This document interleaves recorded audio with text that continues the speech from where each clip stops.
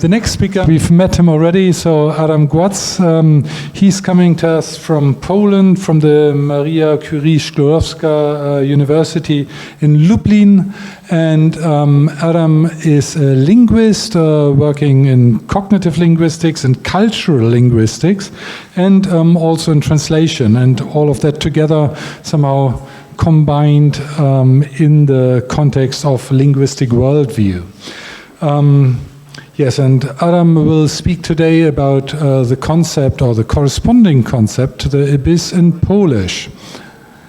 So we are now moving away a little bit from the general idea of the abyss, and there will be different conceptions behind that. Thank you very much. I feel honored to be here, and what I will offer is a linguistic perspective on the Polish abyss, or in fact on the Polish word for the abyss, which is otchłań.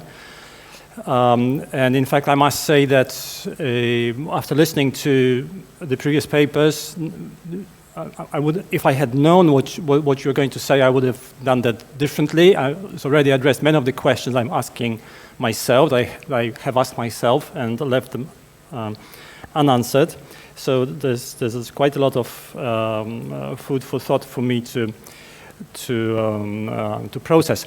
Now let's start with the etymology about the Polish words. It comes from the Proto-Slavic verb holnoti, which means surround, embrace, which in turn comes from another verb holiti, which means draw to itself, absorb. That seems to be the Proto-Slavic essence, semantic essence of that word, which already makes it a little different, significantly different from both the German Abgrund and the Greek abyssos. In contemporary Polish, we have three basic verbs to cover that semantic area. They are all related: wchłaniać, chłonąć, and pochłaniać, and they all mean absorb, take in, or draw inside. They can all be used metaphorically and literally, but crucially, there used to be a now obsolete, outdated verb otchłaniać with the prefix ot and then the Proto-Slavic root, which gave rise to the noun otchłań, meaning that which absorbs, the basic meaning of the Polish abyss. I'm sorry for the little error in the slide. In contemporary Polish, otchłań seems to have four major meanings. It can mean a deep, impenetrable space or place, like the abyss of waters, fall into the abyss. It can mean an immensity, something huge, limitless, boundless, usually an ominous state or emotion, as the sinister abyss of despair. In Christian theology, it's the place for the dead, unbaptized infants, and the righteous people who had died before the coming of Christ, the limbo. And it can also mean hell, the abyss of hell, or the devil being held down the abyss. And of course, these last two meanings, 3 and 4, are not typically Polish. And even 1 and 2, you can see a lot of similarities between the Polish and the other languages, the ones that have been covered so far and others as well.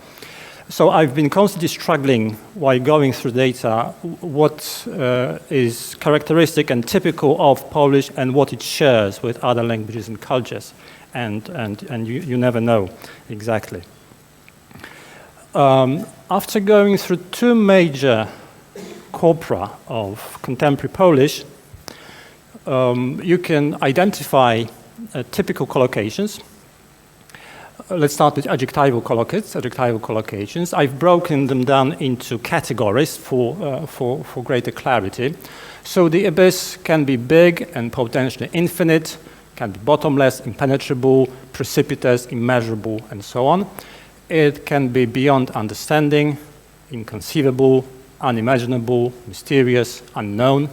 It evokes fear, can be terrifying, fearful. It relates to color and visual sensation. It's usually dark, sinister, black, or gray, but interestingly, it can be white, gray, light blue, or light-colored, as in the white abyss of snow, which means that what is abysmal is the white expanse, not a dark expanse of snow. It can be cold or ice cold, and the most useful category, other. Hellish, cosmic, interstellar, human abyss. Human abyss. Marco spoke a little about human abyss as well. I will return to this in an example later on. Then we have nominal collocates that come in two patterns. One pattern, noun of the abyss, which is not very productive, only 3 expressions. The inside of the abyss, the depth of the abyss, and the bottom of the abyss. So again, we have the abyss that is bottomless, which actually can have a bottom. Kind of a contradiction there. Or maybe not so much. And the other pattern, which is much more productive, the abyss of something, the abyss of, and now comes the noun. And again, several categories here. The abyss of emptiness, nothingness, oblivion, non-existence, of the unknown. It can refer to a wide expanse, which is usually spatial, but with a number of extensions. The abyss of the cosmos, of the universe, of waters, of silence, of space, of one's wardrobes even. The black abyss of the room, so on. Okay. Mental, psychological, or spiritual experience. The abyss of reminiscences, of memory, of the human mind.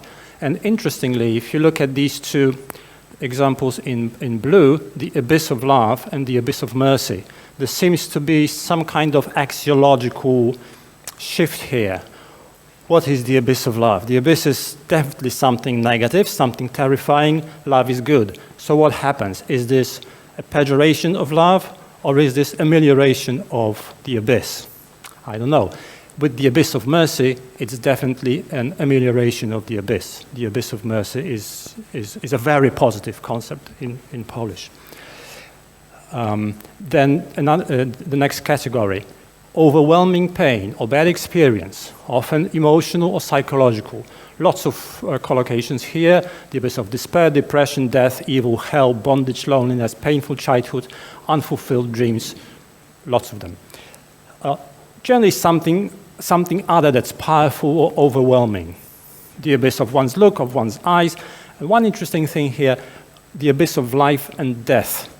There seems to be an internal tension between the goodness of life and the badness or the evil of death. So somehow they come together in this expression as the totality of human experience. Verbal collocates, also in two variants, verb plus the abyss. That is, it tells you how one can act or behave with respect to the abyss.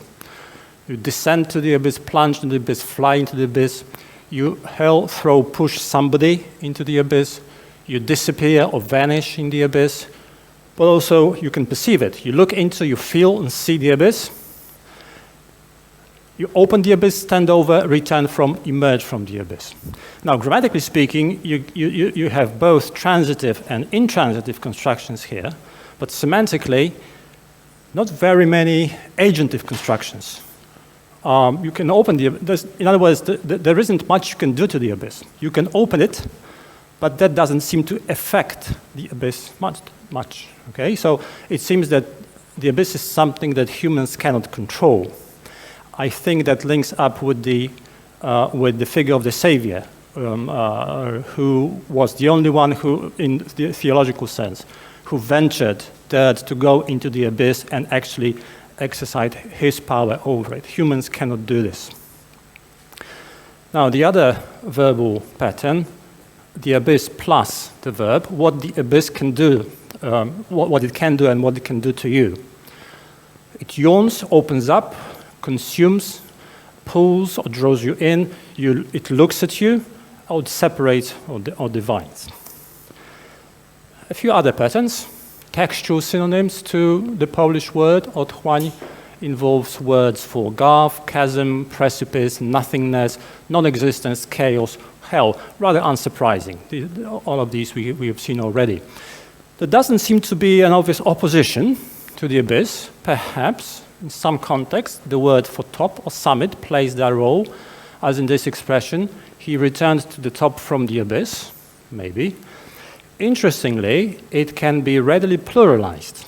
The abysses of evil, the abysses of time, sea, the universe.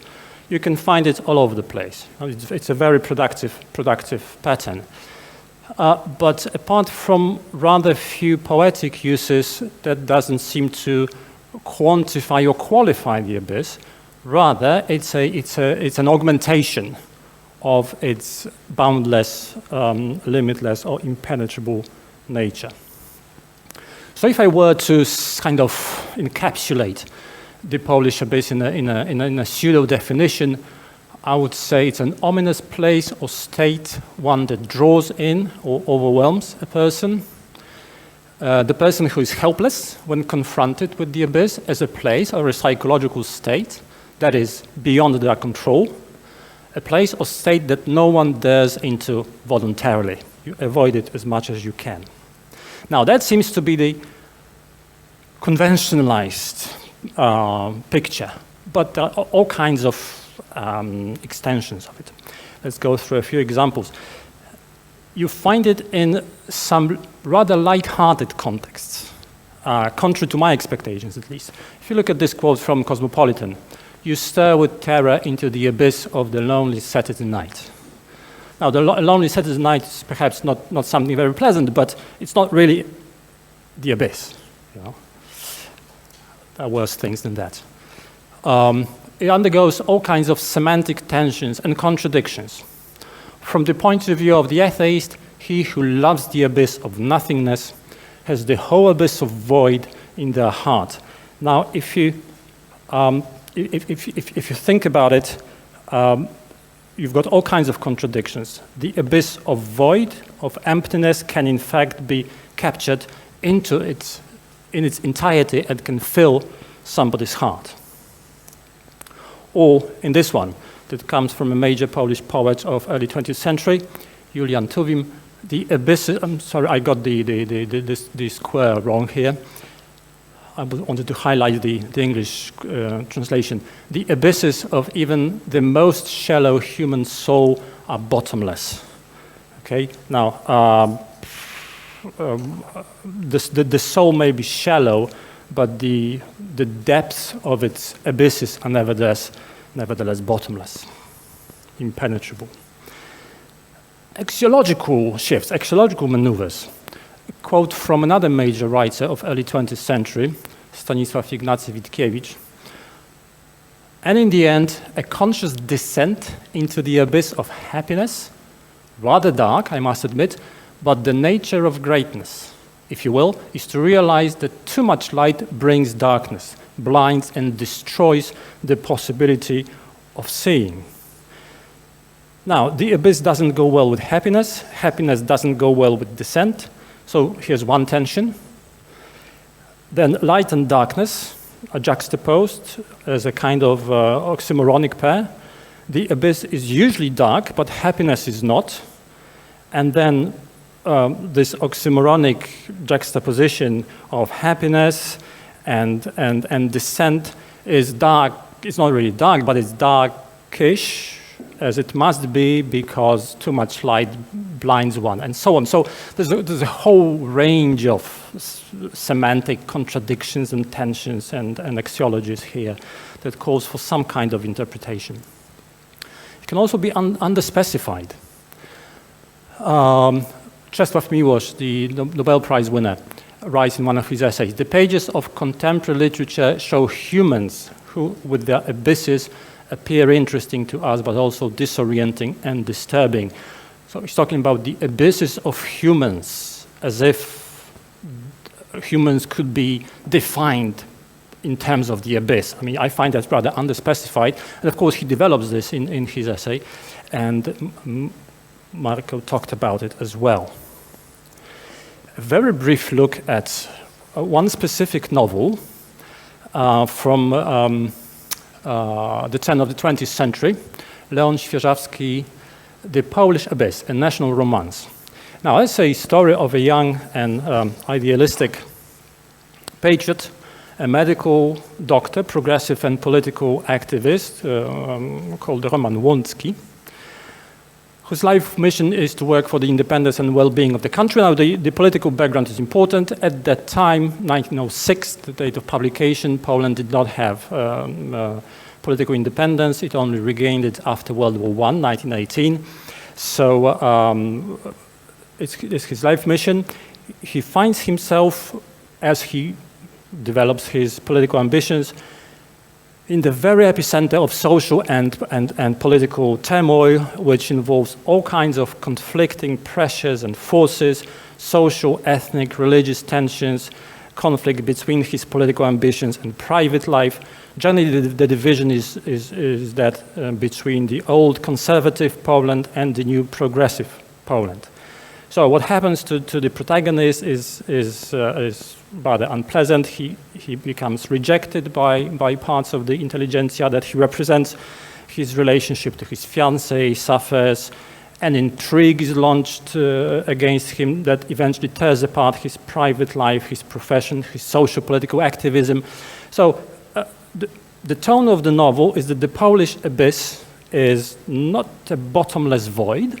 Rather, it is something that is full of destructive forces, okay? Something that you wrestle with rather than fall into and get sucked in as an emptiness. It's definitely not empty. I'm coming close to my conclusion. The abyss, kind of recapitulation. We've been through that already, but to have a comprehensive picture maybe. So the abyss in Polish is a place of space and emptiness, more radically nothingness. It's dark and cold, it's deep to the point of being bottomless, it's immense or even boundless, impenetrable, it's ominous, terrifying, overwhelming, uncontrollable, beyond understanding. It does things to people, it absorbs, draws, pulls, sucks in. You can fall, plunge into it, you vanish, disappear, and you're unlikely to reemerge. It subjects people to all kinds of misfortunes, miseries and suffering, often psychological or emotional, and it looks at you, it perceives you. Okay, and people also behave in some ways towards, with respect to the abyss. They can see it, also in their mind's eyes, they can visualize it, but they avoid it and do not venture it voluntarily. Now, that schematic picture is open to all kinds of modifications. It's boundless, but it can be conceptualized in its entirety, nevertheless, the entire abyss of evil. It's bottomless, and yet it is not, because you speak about the bottom of the abyss, as in French. It's empty, but full of destructive forces, as in our brief interlude into the Świeżawski's novel has shown us. It's nothingness, but one that can be seen. Okay, and here Polish has a lot in common with, I mean, it was probably borrowed this wonderful oxymoronic line from Milton's Paradise Lost, darkness visible. It's darkness that's nevertheless visible. That was also used by other writers, like William Styron's account of his own depression under the same title. It undergoes axiological shifts, ones that I've mentioned already briefly.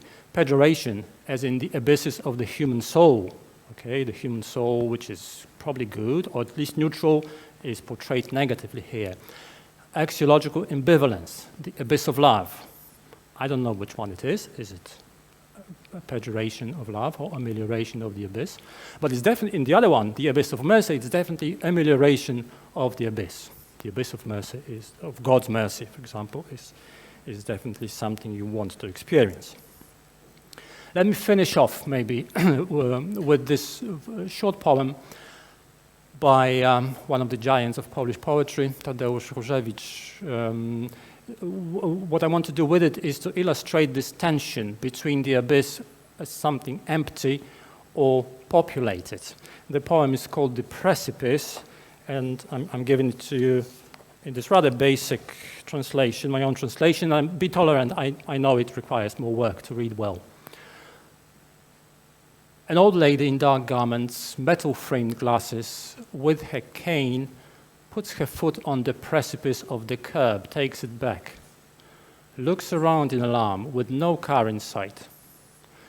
A little boy runs up, takes her by the hand, and walks her through the abyss of the street to the other side. Horrific darkness of the world, amassed by bad people, dissipates when the heart of the little boy glitters with a spark of love. So we've got the abyss of the street, which is terrifying precisely because it is potentially not empty. even if there is no car in sight. The street is where cars typically are, and that's what makes it abysmally terrifying to that person. So within this this expression, we've got this tension. Well, what can one say? The Polish abyss is not only complex, but it's to an extent unpredictable. James Underhill has identified paradoxes of the human heart in one of his papers, and I quote here from James: "Polysemy, incoherence, and contradiction should not be avoided, skipped over, excluded, rejected, or resented." End of quote. If this is true of the heart, it is also true of the Polish abyss, but we've seen already that other languages and other cultures are very similar in that respect, in the richness and complexity of the notion. Thank you.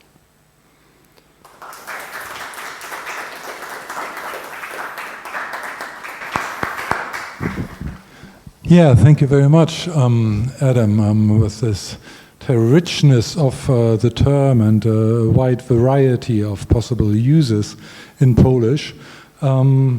Any immediate questions?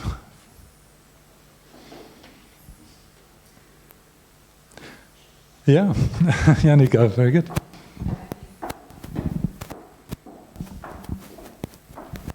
I'm how to pose the question. Because the word, I have big problems with the Polish, I can't pronounce it. How is this Polish abyss used in the biblical translations? What I want to ask, can the religious context, the multiple uses of this notion in religious context be responsible for the contradictions in the usage? Yes, a good question, and I've specifically not gone into the religious context very much. But yes, of course. I mean, the Polish word that I've covered, otchłań, is usually the one that you find in Polish translations of the Bible. Although there is another word which I haven't mentioned. I should have, but you can only say so much in 20 minutes. There's another word, czeluść. In Polish, I mean, Polish speakers here, and then there are quite a few Polish speakers will probably recognize the word, which sometimes is used instead of otchłań, or sometimes you find both of them used in the same expression, the same collocation, and they can be used both ways. Otchłań czeluści, czeluść otchłani. So it's the abyss of the abyss, or the abyss one of the abyss two, or the abyss two of the abyss one. Okay, so it's a different word. It's a different etymology. It's got a different etymology. It's not so common in the. I would say, I haven't run through the statistics, but my impression is not so common in the biblical context. And it's not so common in Polish. Neither of them is very common, but I think otchłań is much more frequent. And of course, what needs to be done is to look at how they two relate to each other. And what comes from texts when they're used together, or one instead of the other, and so on. But yeah, to answer your questions in a straightforward manner, very much so. The Bible, it comes from the Bible, the Polish translations of the Bible. That, you know, with the Polish ear, you can hear these biblical context in many of these expressions and contradictions as well. I just ask you to give also the etymology of this second word, which I did not completely grasp. I haven't been able to track it down precisely, I must say. It doesn't have that notion of sucking in or drawing in. It's more of an emptiness. At least that's the image that I have in mind. But I'm not able to give you the precise etymology. I'm still struggling with it. Dictionaries are not sure. Some dictionaries don't cover it at all. And others are ambivalent. They don't give precise information. So I still need to track it down precisely, and I will do. Okay, thank you. I think James has a question now. Yeah. Again, I would like other people to give space to other people. I know Adam very well. If there are other questions, okay. While they're warming up, I'd simply like to say how pleased I am to see that Professor Tolstaya has done us the honor, the great honor of being with us. I wonder if she has any reflections on this, because this isn't, you shouldn't see Adam's paper as simply a paper on Polish. He's looking at the pan-Slavic links that Marco will understand with his Serbian, that I'll understand with my Czech, and that seems to me interesting. When we talk about translating the Bible, are we translating the Bible from Latin or from Greek? There were three trends that are going to converge, and I think what Adam said is very important in that respect. I don't know if Professor Tolstoy wants to react now, or will she react later? So, because she is online, or? She's online. She's online, but she's a great thinker and a great scholar and a great ethnolinguist, and I think it's fantastic that we've managed to link up what really the Tartu school was about with our presence and what the ethnolinguistics of Lublin's about. So that's an important fact that she's listening. Can I just say, Adam, that I was fascinated by the social aspect. I expected the literary, the psychological, and the linguistic and the translation, but I was fascinated by the social aspect. It's true that we've got a religious space, and what happens with this religious space when it's transposed onto society? With French and with Polish, this religious space of upward mobility and downward, social failure, seems to be conceived in terms of damnation. In late terms, I thought that was really fascinating. That sort of idea of the depths of despair and social failure. That was a fascinating example, which would be difficult to translate to many languages, I think. Mm-hmm. Oh, thanks. I mean, just if I were just to comment briefly on the pan-Slavic kind of context, I've only looked at Polish data, but of course, with the etymology, Slavic etymology, you would probably recognize lots of context from other Slavic languages here. So they will have a lot in common, at least in this respect. Yes, and in Polish translations of the Bible come from all kinds of. I mean, there are many translations from the Vulgate, which is already a translation. There are some translations. The recent translations are from the original languages, Hebrew, Aramaic, and Greek. So that makes them a little different. But a lot of Polish tradition of biblical translations are actually Latin-based. Adam, I would like to ask you a bit more. What I retained mostly from your elaboration there are two aspects. First, of course, the idea of absorbing. So that makes me think immediately of a black hole. Yeah. Right. So something this like idea, which kind of combines the kind of void with an intense fullness, yeah. And that leads us to the second aspect that I find mostly remarkable, and that is what became very clear in all your examples, this contradictory dimension of the term. So can you elaborate on that a little bit? Can you maybe interpret that a little bit better? What do you do of that? What do you make with that? I'm not sure you can do anything. So I think basically what I would do at this stage is to simply accept that language is contradictory in its very nature.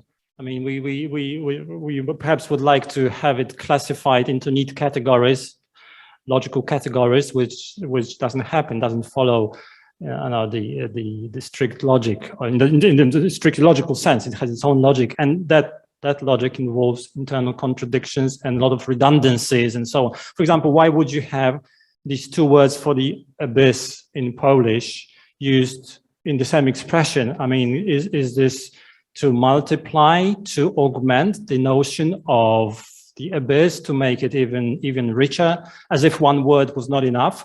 Perhaps, I don't know. I mean, polysemy, contradiction, and internal tensions is just part and parcel of language. So that's. But it seems to me more striking than the general ambivalence of language, or so. Yeah, it seems to be quite typical and quite pushed at this example of the abyss. So maybe there is something in there of this.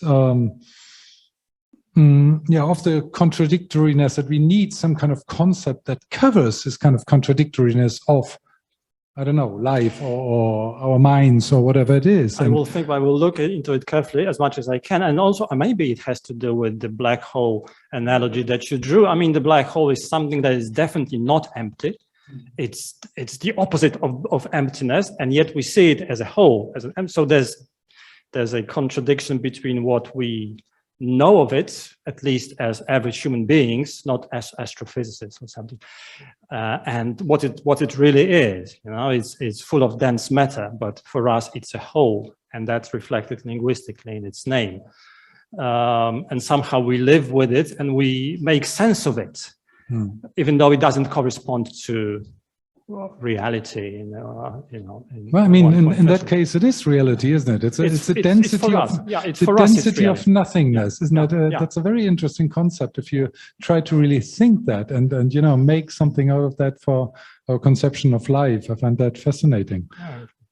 So yeah, the idea of absorbing everything that we cannot grasp somehow directly. Is the black hole bottomless? I mean, for us, it is, but